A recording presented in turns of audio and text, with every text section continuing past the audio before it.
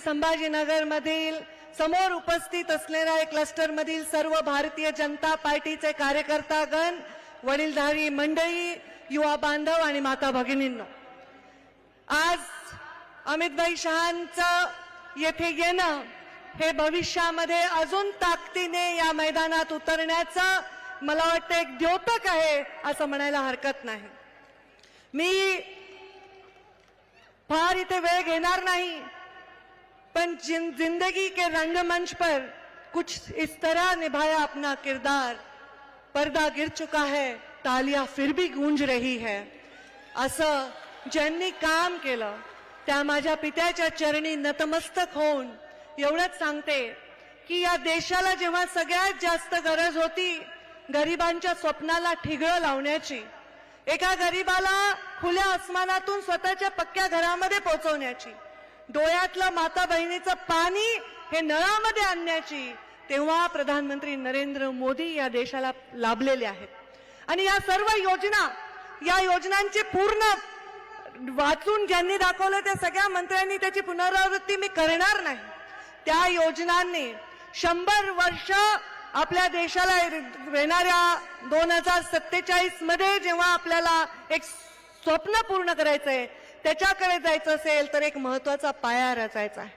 अनेक वर्ष ज्या फाटक्या टेंटमध्ये प्रभू श्रीरामाचं वास्तव्य होतं त्यांना मंदिरात नेण्यामध्ये जर यश आलं आहे, तर त्यांच्यावर प्रेम करणाऱ्या, विश्वास ठेवून रामराज्याकडे डोळ्यामध्ये आशा लावून प्रतीक्षा बघणाऱ्या देशाच्या कानाकोपऱ्यातील प्रत्येक माणसाला असं वाटलं पाहिजे की रामराज्य आलं आहे। हे दायित्व प्रधानमंत्री नरेंद्र मोदींनी स्वीकारलं। त्यांनी गॅरंटी दिली आहे देशाला की आम्ही तुमचे सर्व स्वप्न पूर्ण करू, तुमच्या अडचणी दूर करू, तुमचे अश्रू पुसू, युवांना रोजगार देऊ, महिलांना सुरक्षा देऊ, देशाला जगामध्ये सन्मान मिळवून देऊ। हे स्वप्न पूर्ण करण्यासाठी सर्वजण कामाला लागलेले आहेत। सर्वजण या मंचावरच्या आणि मंचाच्या वर नसलेले आजूबाजूचे लोक कामाला लागले आहेत। एक मोठा यज्ञ इथे सुरू झालेला आहे। या यज्ञामध्ये आपल्या प्रयत्नांची सर्वांनी आहुती द्यायची आहे। अमितभाई शहांच्या समवेत मव म्हणून या कामाला सुरुवात करायची आहे। 3 इंजिनचं आपलं आता सरकार आहे। 1 इंजिन असेल तर जोरात ट्रेन धावत असेल, 2 असेल तर आणखी जोरात धावेल, 3 आहे तर आणखी जोरात धावायला पाहिजे। त्यामुळे महाराष्ट्राकडून अमितभाईंना कमीत कमी त्रास झाला पाहिजे असं काम सर्वांनी केलं पाहिजे। एवढी शक्ती अमितभाईंच्या विचारांनी महाराष्ट्रामध्ये ओतली आहे, तर महाराष्ट्रापेक्षा दुसऱ्या राज्यात त्यांनी लक्ष द्यावं आणि महाराष्ट्रामध्ये आम्ही जास्तीत जास्त खासदार निवडून आणून देऊ असं वचन मंचावरील विराजमान सर्वांनी त्यांना देण्याची आवश्यकता आहे। त्याच्यामध्ये छोटासा म्हणजे एवढासा चिमटी एवढा वाटा मी माझ्या परीने उचलायला सज्ज आहे। आपल्या सर्वांच्या आशीर्वादाने मी आपल्या सर्वांना वचन देते की अमितभाईंनी आता जे आवाहन करतील नक्कीच त्याच्या मागे फार मोठं स्वप्न असणार आहे। त्या स्वप्नामध्ये सगळ्यांनी योगदान देत राहतील असा विचार मी या निमित्ताने व्यक्त करते आणि माझ्या वाणीला विराम देते। धन्यवाद। जय हिंद, जय महाराष्ट्र। खूप खूप धन्यवाद ताई। यानंतर मी महाराष्ट्र राज्याचे माजी मुख्यमंत्री आदरणीय अशोक चव्हाण साहेबांना विनंती करतो की आपण आपलं मनोगत थोडक्यात व्यक्त करावं।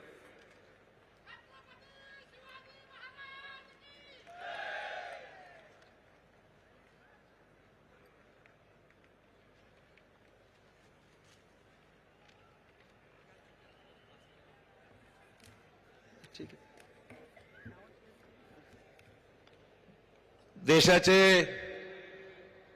आदरणीय गृहमंत्री श्री अमितभाई शहा, राज्याचे उपमुख्यमंत्री आणि गृहमंत्री देवेंद्र फडणवीसजी, सन्मान्य प्रांताध्यक्ष भाजपाचे श्री बावनकुळेजी, मंचावर उपस्थित असलेले सर्व मान्यवर नेतेगण, आज या संभाजीनगरमध्ये होणाऱ्या विशाल सभेला आलेले सर्व भाजपाचे नेते, कार्यकर्ते, सर्वसामान्य नागरिक, बंधु भगिनी आणि सहकारी मित्रांनो, सर मुझे ये पहला मौका है भाजपा में आने के बाद संबोधित करने के लिए आपने मुझे पहला मौका दिया है, इसका मैं तहे दिल से आपका शुक्रिया अदा करता हूं। आदरणीय देश के यशस्वी प्रधानमंत्री नरेंद्र मोदी जी, अमित भाई शाह साहब, जेपी नड्डा जी, हमारे देवेंद्र फडणवीस जी और बावनकुळे जी, इन सभी लोगों के आशीर्वाद से मुझे आपने इस परिवार में शामिल किया, उसके लिए लाख लाख धन्यवाद आपको यहां पर मैं देता हूं। और आने के बाद 24 घंटे के अंदर ही मुझे राज्यसभा में आपने काम करने का मौका दिया। मैं समझता हूं मेरे पर बहुत बड़ा विश्वास आपने यहां पर व्यक्त किया, जो मुझे यहां पर काम करने के लिए जिम्मेदारी मुझ पर सौंपी है, ऐसे मैं समझता हूं। और मैं आपको आश्वस्त करना चाहूंगा कि आप मराठवाड़े में आप यहां पर आए, चुनाव को सामने रखते हुए हम सबकी जिम्मेदारी है। मैं आपको आश्वस्त करना चाहूंगा कि सिर्फ मराठवाड़ा ही नहीं, पर महाराष्ट्र में जो आपने 400 पार का नारा लगाया है, उसमें बीजेपी और अलायंस महाराष्ट्र में सबसे ज्यादा सीटें लाएगी। मैं ये कह के यहां पर कहना चाहूंगा, ये योगदान हम सबका रहेगा, पर खास करके मुझ पर जो आपने विश्वास व्यक्त किया है, उसकी पूरी जिम्मेदारी आज मैं आपके सामने यहां पर कबूल करता हूं और आश्वस्त करता हूं कि मेरे सब साथी मराठवाड़े के एक जमाने में एक दूसरे के सामने थे, आज हम दूसरे के साथ हैं और साथ मिलकर इस मराठवाड़ा के जरिए हम बता देंगे कि निश्चित तौर पर मोदी साहब का जो नेतृत्व है, उसमें एक निश्चित तौर पर अच्छा काम करने का यह मौका मिला है। हमें प्रधानमंत्री जी का आभार मानना चाहिए, चाहे वो हमारे कराड़ साहब हो, दानवे साहब हो, केंद्र में हमें ऐसा नेतृत्व आपने दिया कि जिसके जरिए केंद्र के 5 साल के अच्छे काम हुए। आदरणीय मोदी जी ने जो नारा लगा है विकसित भारत का, विकसित भारत, विकसित महाराष्ट्र और विकसित मराठवाड़ा, ये हमारा सबसे पहले एम होगा कि मराठवाड़े के लोगों की जो भूख है, विकास की भूख है, और उस विकास को पाने के लिए एक मजबूत नेतृत्व मोदी साहब के जरिए, आपके जरिए इस देश को मिला है। आणि म्हणून मला पूर्ण खात्री आहे, जो रोड मॅप मोदी साहेबांनी आम्हाला दिलेला आहे, देशामध्ये रेल्वे कनेक्टिव्हिटी चांगली झाली, हायवेज झाले, देशामधल्या गरीब शेतकऱ्यांसाठी सन्मानपूर्वक योजना आणण्यात आल्या, सामान्य माणसाला दिलासा देण्याचं काम झालं, मुंबईचा चेहरा मोहरा गेल्या 5-7 वर्षामध्ये चांगला बदलला गेलेला आहे। हे फार मोठं योगदान जे महाराष्ट्रामध्ये आपण दृश्य पाहतोय, प्रत्यक्ष पाहतोय, नुसती आश्वासनं नाहीत, प्रत्यक्षामध्ये ही सगळी कामं आपण अनुभवतोय, पाहत आहोत। आणि म्हणून या सगळ्या कामामध्ये जे योगदान राहिलं आहे, केंद्राचं एवढं मोठं समर्थन राहिलेलं आहे आपल्याला, की केंद्र सरकारच्या माध्यमातून गेल्या 10 वर्षामध्ये खूप जबरदस्त काम या देशामध्ये झालं, चेहरा मोहरा बदललाय, तीर्थक्षेत्रांचा विकास मोठा झाला, आपण सर्व अनुभवतोय, हे पाहतोय। आणि म्हणून या सगळ्या योजना येत असताना देशामध्ये भरपूर काम झालं। एम्सची, ऑल इंडिया मेडिकल सायन्सेसची मोठ्या 10 वर्षामध्ये संख्या आपली साधारण 16 वर गेलेली आहे। मेडिकल कॉलेजची संख्या जवळपास 387 वरून 654 वर गेलेली आहे। एमबीबीएसच्या जागा वाढलेल्या आहेत, 1 लाख साधारण जागा एमबीबीएसच्या झालेल्या आहेत, आणि गरीब नागरिकांसाठी 5 लाख रुपयापर्यंत उपचार सुविधा केवळ आणि केवळ मोदी साहेबांच्यामुळे प्रधानमंत्री जन आरोग्य योजना आज देशात सर्वत्र लागू झालेली आहे। त्यामुळे विकासावर प्रत्येक क्षेत्रामध्ये राष्ट्रीय पातळीवर, आंतरराष्ट्रीय पातळीवर भरपूर कामं या देशामध्ये निश्चित चांगल्या पद्धतीने या ठिकाणी सुरू झालेली आहेत। मी दुसऱ्या पक्षात असताना सुद्धा मी कधी टीका टिप्पणी मोदी साहेबांवर व्यक्तिशः यासाठी केली नाही, जे चांगलं चाललंय तर चांगलंच म्हणलं पाहिजे, हे मी या ठिकाणी कबूल केलो। या ठिकाणी दानवे साहेबांचं काम असेल, वंदे भारत एक्सप्रेस ही मराठवाड्यात आणण्याचं काम जर कोणी केलं असेल तर आमच्या दानवे साहेबांनी खूप योगदान दिलं। या ठिकाणी कराड साहेबांनी मोठं काम या ठिकाणी मराठवाड्यात केलं। हे योगदान साधं सुद्धा योगदान नाहीये, संधी मिळाली, संधीचं सोनं केलं आणि मराठवाड्याला न्याय द्यायचं काम केलं। अनेक प्रश्न आहेत, सर्वांचा वापर मी या ठिकाणी करणार नाही, परंतु मराठवाडा कृषीप्रधान क्षेत्र आहे, या भागात अनेक समस्या अजूनही आहेत, ते पूर्ण आपल्याला करायच्या आहेत। मला या ठिकाणी मुख्यमंत्री शिंदे साहेबांचं, देवेंद्रजींचं आभार मानले पाहिजेत की मराठा समाजाला 10% आरक्षण कायद्याने दिलं, हे मला मुद्दाम या ठिकाणी नमूद केलं पाहिजे। आणि ज्याच्यामुळे निश्चितच फार वर्षापासून हा प्रश्न अडकला होता, तो मार्गी लागला।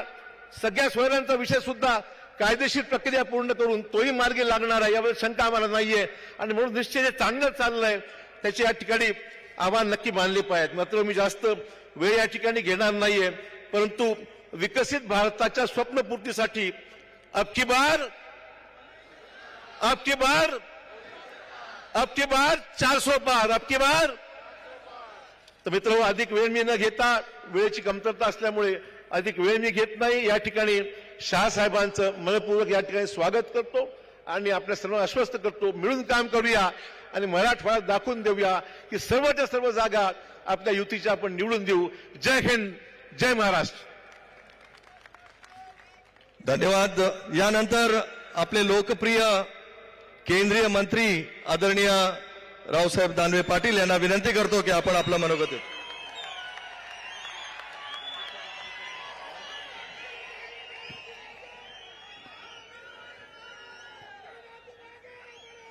आजच्या कार्यक्रमाचे उत्सवमूर्ती आपल्या देशाचे गृहमंत्री आदरणीय अमित भाईजी, मंचवर उपस्थित असलेले भारतीय जनता पक्षाचे ज्येष्ठ नेते आणि आपले उपमुख्यमंत्री देवेंद्रजी फडणवीस साहेब,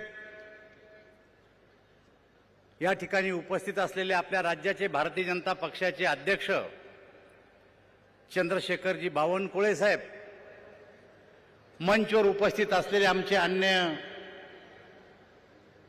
सर्व सहकारी आणि या कार्यक्रमाला उपस्थित असलेल्या सर्व नागरिक बंधू भगिनी आणि बालमित्रांनो, मित्र, या देशामध्ये सत्ता परिवर्तन झालं आणि 2014ला या देशाचे प्रधानमंत्री आदरणीय नरेंद्रभाई मोदी झाले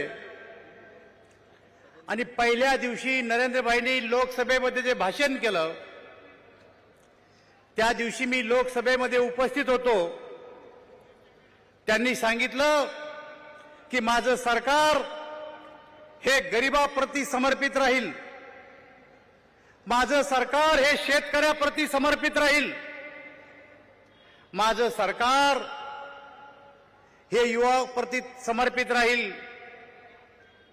आणि मित्र, त्यांनी गरीब कल्याणाचा अजेंडा तयार केला आणि 14 पासून तर 24 पर्यंत या देशातल्या गरीबाला सहजरित्या सामान्यपणानं इतरांच्या बरोबर जीवन कसं जगता येईल अशा प्रकारच्या योजना या देशामध्ये आणल्यात.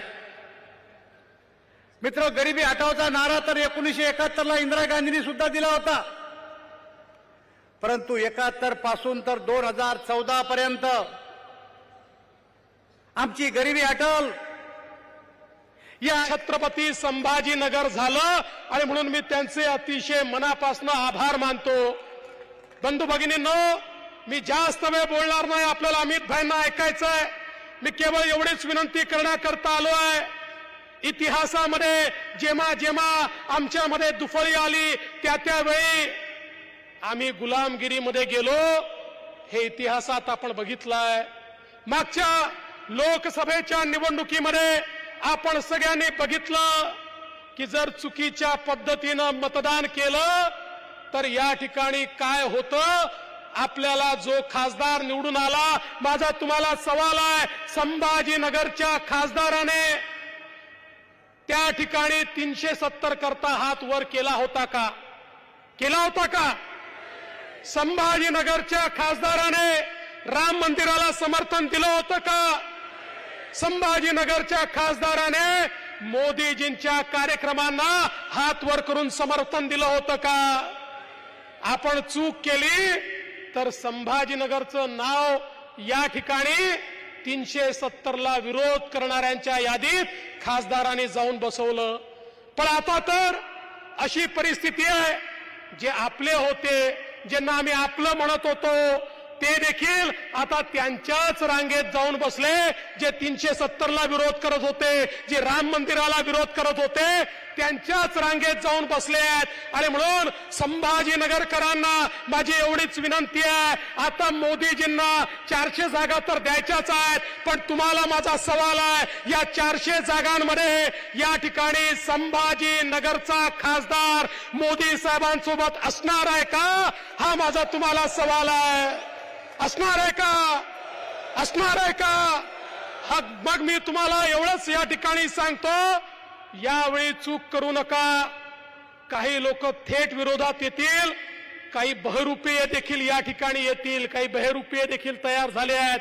हे बहरूपीय इकडे हिंदुत्वाचं नाव सांगतात आणि तिकडे कॅलेंडर छापतात आणि कॅलेंडरमध्ये जनाब बाळासाहेब ठाकरे लिहितात. असे बहरूपीय देखील या ठिकाणी मैदानात येण्याची शक्यता आहे. पण एक गोष्ट लक्षात ठेवा, या ठिकाणी खऱ्या अर्थानं आमची संस्कृती, आमचा सन्मान, आमचा देव, देश, धर्म याकरता ज्या प्रकारे छत्रपती शिवाजी महाराज लढले, आज त्यांच्याच पावलावर पाऊल ठेवून त्यांच्याचकडनं प्रेरणा घेऊन मोदीजी लढतायत. आणि म्हणून मोदीजींना पाठिंबा देण्याकरता संपूर्ण संभाजीनगर हे आपल्या महायुतीच्या एनडीएच्या पाठीशी उभं करा, एवढीच आपल्याला विनंती करतो आणि माझं बोलणं संपवतो. जय हिंद, जय महाराष्ट्र. खूप खूप धन्यवाद साहेब. यानंतर भारताचे लोहपुरुष व भारताचं कणखर असं नेतृत्व आदरणीय अमित भाईंना मी विनंती करतो की नरेंद्र मोदी जी है, जो देशभक्तों की टोली भारतीय जनता पार्टी के नेता है और 10 वर्ष में भारत के अंदर आमूलचूर परिवर्तन लाने का प्रयास किया और जिनका लक्ष्य है 2047 में भारत माता को विश्व गुरु के स्थान पर बिठाने का लक्ष्य है. और दूसरी ओर ये परिवारवादी गठबंधन, इनका लक्ष्य क्या है? सोनिया जी का लक्ष्य है राहुल बाबा को प्रधानमंत्री बनाना, शरद पवार जी का लक्ष्य है इनकी बेटी को मुख्यमंत्री बनाना, उद्धव जी का लक्ष्य है बेटे को मुख्यमंत्री बनाना, ममता जी का लक्ष्य है भतीजे को मुख्यमंत्री बनाना, स्टालिन साहब का लक्ष्य है बेटे को मुख्यमंत्री बनाना. मुझे बताओ संभाजीनगर वालों, जो बेटे, बेटी, दामाद और भतीजों के लिए काम करते हैं, वो आपका भला कर सकते हैं क्या? जोर से बोलिए, कर सकते हैं क्या? भारत का भला कर सकते हैं क्या? भारत को सुरक्षित कर सकते हैं क्या? विकसित भारत बना सकते हैं क्या? ये सारा काम केवल और केवल नरेंद्र मोदी के नेतृत्व में भारतीय जनता पार्टी कर सकती. ये महाराष्ट्र की जनता ने 2 बार हम आए, 14 में आए, 19 में आए, आपके सामने हमने झोली फैलाया, दोनों बार 50% वोट दिया और 41 से ज्यादा सीटें देने का काम महाराष्ट्र की जनता ने किया. मैं महाराष्ट्र की जनता का हृदय से बहुत बहुत धन्यवाद करना चाहता हूं. परंतु मित्रों, आज मैं संभाजीनगर आया हूं. संभाजीनगर ने एक कसक छोड़ दी थी. देश के पहले गृह मंत्री, लौह पुरुष, भारत रत्न सरदार पटेल ने ये मराठा वाड़ को निजाम के कुशासन से मुक्त किया था और मजलिस को यहां से हटाने का काम किया था. हमारी छोटी सी गलती, छोटी सी आलस, और आज फिर से मजलिस बैठी है. संभाजीनगर वालों को ये कबूल है क्या? जरा जोर से बोलिए, आप सहमत हो क्या? आज इस सभा से संकल्प कर कर जाइए, सरदार पटेल ने जो आजादी के बाद निजाम से मुक्ति दिलाई थी, ये नए निजामों को आप फिर से एक बार घर में बिठाकर उनकी जगह बताने का काम करेंगे. भाई और बहनों, इस बार 40-41 नहीं चलेगा, इस बार 45 से ज्यादा सीटें मोदी जी की झोली में डालने का काम महाराष्ट्र की जनता ने किया. हमने 10 साल तक काम किया है. हमारे पास 10 साल का ट्रैक रिकॉर्ड है और हमारे पास 25 साल का रोड मैप भी है। ये 10 साल में मैं सिर्फ महाराष्ट्र की बात करने आया हूं। भाई और बहनों, आज इस मंच से मैं शरद पवार जी को और उद्धव ठाकरे जी को पूछना चाहता हूं, इंडी अलायंस का आप नेतृत्व कर रहे हो। 2004 से 14 सोनिया मनमोहन की सरकार थी, महाराष्ट्र को क्या दिया? 1,91,000 करोड़ रुपया। कितना? 1,91,000 का। जरा जोर से बोलो, कितना? मोदी जी ने 14 से 23 9 साल में 1,91,000 करोड़ की जगह उससे 4 गुना 7,15,890 करोड़ रुपया देने का काम। इसके साथ साथ